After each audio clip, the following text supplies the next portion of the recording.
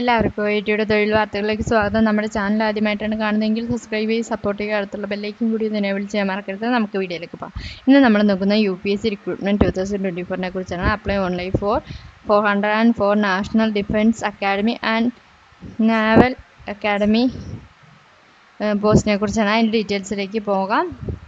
Union Public Service Commission has released the job notification regarding filling of National Defense Academy (NDA) and NA post job vacancy. The government organization invite online application from the eligible candidates have required qualification.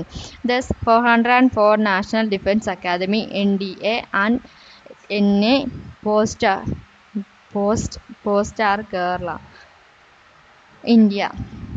The eligible candidates can apply for the post through online ആണ്. നമുക്ക് ഹൈലൈറ്റ്സിലേക്ക് പോകാം. Organisation name union public service commission ആണ്.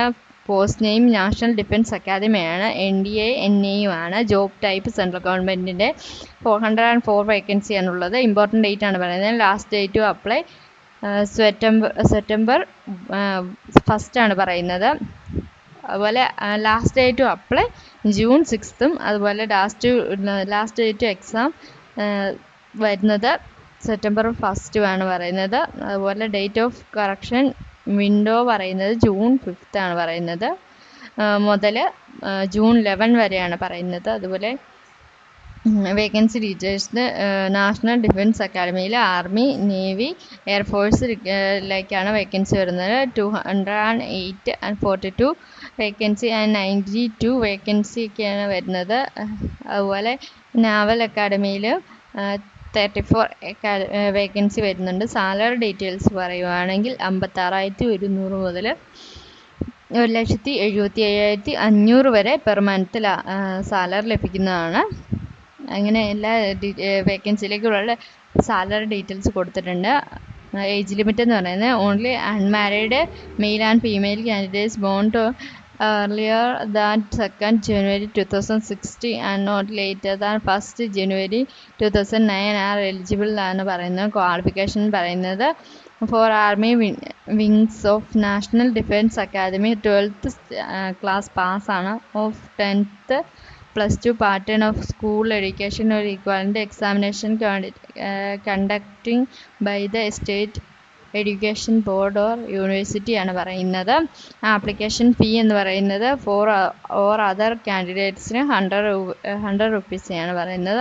അതുപോലെ for SC females JCOS NCOS ORS എന്ന് പറയുന്നവർക്കില്ല എന്നാണ് പറയുന്നത്.